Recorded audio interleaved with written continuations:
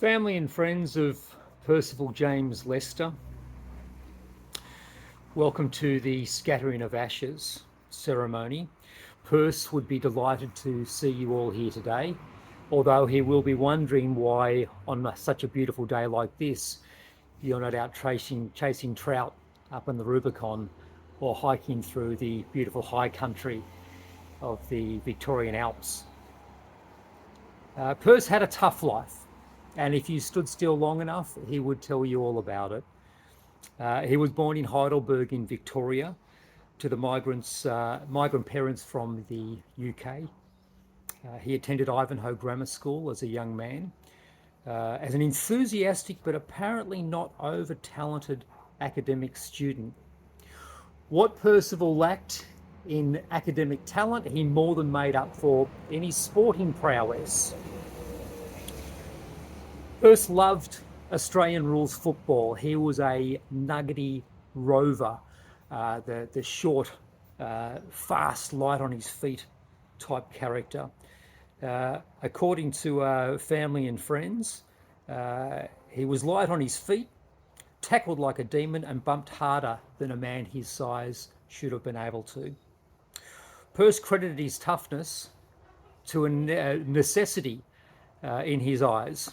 As a very young man, Perce was injured and was taken for x-rays, and a mechanical accident happened whilst the x-ray was taking place, and a large metal sheet, a very hot metal sheet, fell on the back of Perce's head, and it actually burnt all of the hair on the back of his head. So from primary school aged, Perce had a bald spot. That spot wasn't there from old age.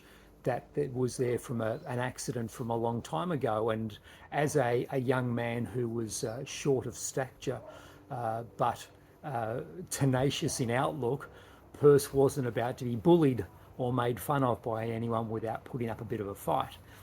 So when Perce got to high school, other than taking up AFL football as his main sport, Perce would also pursue wrestling.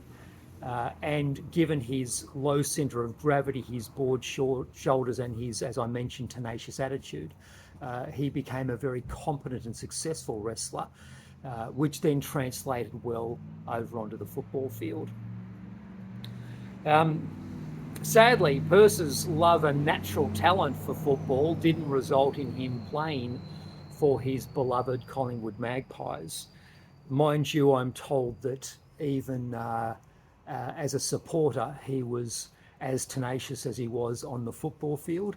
And if there's a way that Perce could be still barracking for Collingwood from wherever he may be, he would certainly be barracking hard.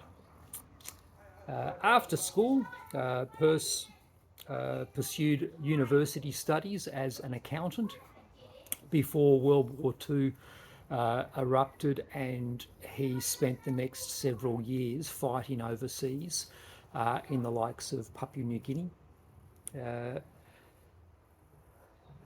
Somehow, during his visits back to Melbourne, Perce was able to produce 3 offspring, David, Dee and Annie, and they were, for the majority of the time, raised by their beautiful mother, Rona. Now, Rona was the love of Perce's life, and they met in the high school days and dated. Told stories of their early dating, their trips to Portsea with their other school buddies.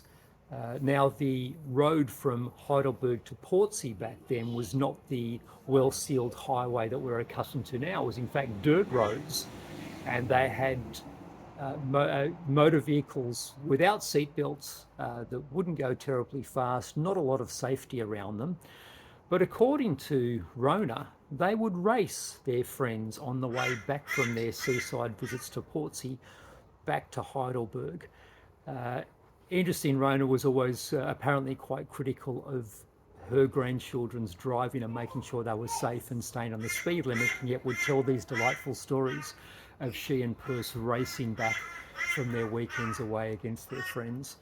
And there's no doubt in the family's mind that when their dear mother Rona passed 6 months ago, that Perce would be soon to follow. A lifetime of being together to the tune of 70 plus years. They should have the opportunity to spend eternity together as well. During the war, Perce was injured. He copped some shrapnel in one of his shoulders during some conflict. Rona mentioned that when he returned from the war, he wasn't able to swing an axe for a good 6 months, but Perce, being the kind of man that he was, figured out a way that he could swing the axe with his other hand, doing a majority of the work, which is testament to his ability to find a solution to whatever the roadblock was. He'd figure out how to get around it. That's the kind of guy he was. Following the war, Perce worked for the Secret Service and claims that his skill as a table tennis player was based on the amount of time that he and his colleagues in the Secret Service spent on the table tennis table rather than solving the problems of government or spy type stuff. At the age of 55, Perce was able to retire, as was the case back then, and pursue his other interests in life, one of which was fishing.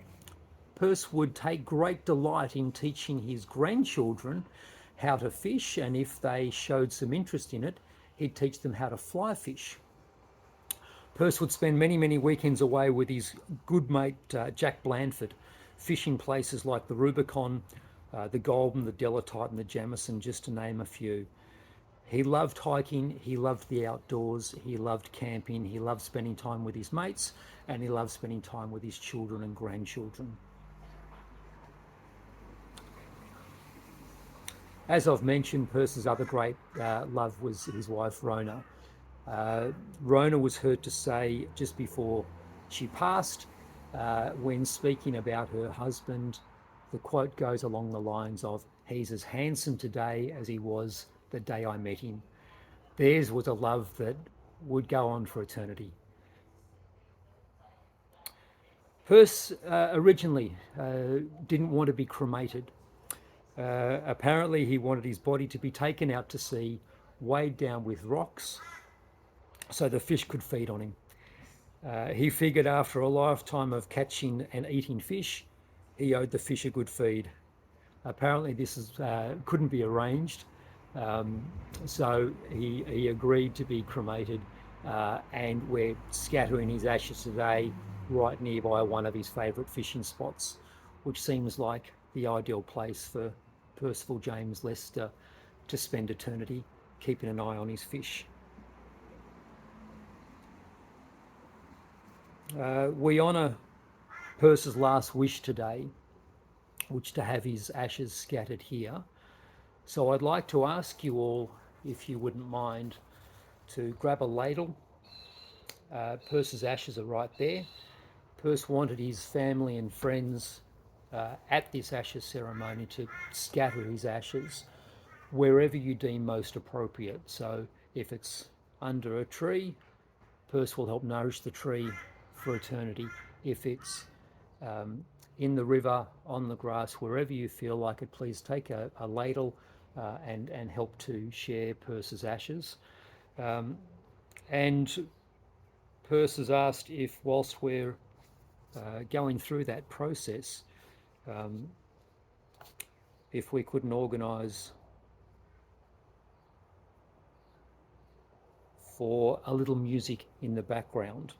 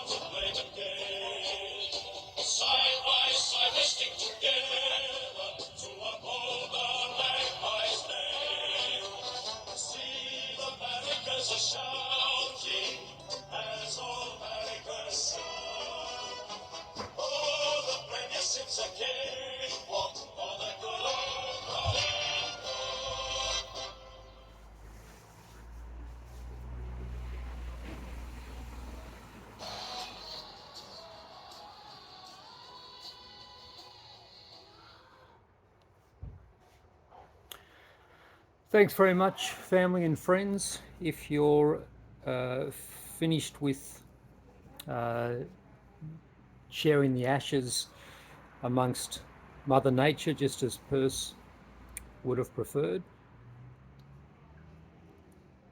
that's terrific.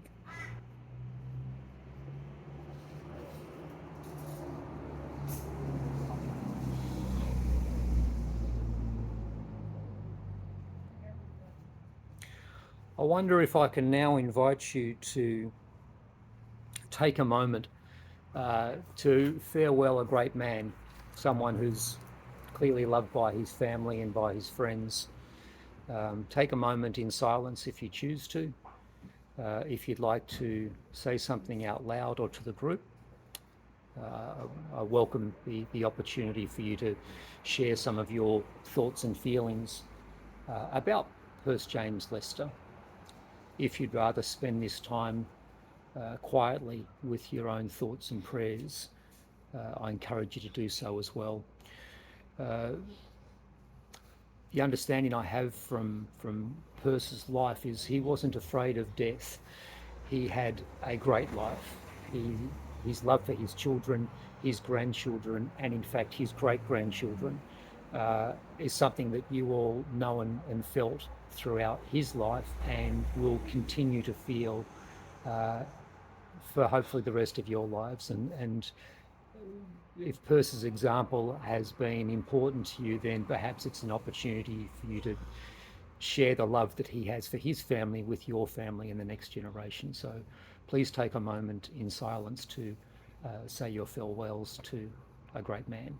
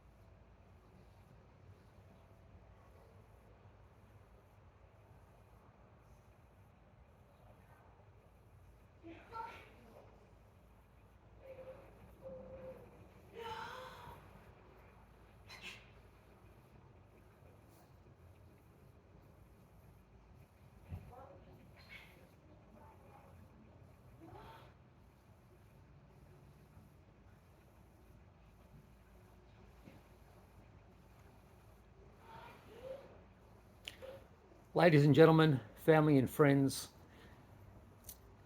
I'm told Perce Lester was a great storyteller and loved nothing more than a good yarn. And the family recognised this and would like to invite you all back to the reception centre for lunch.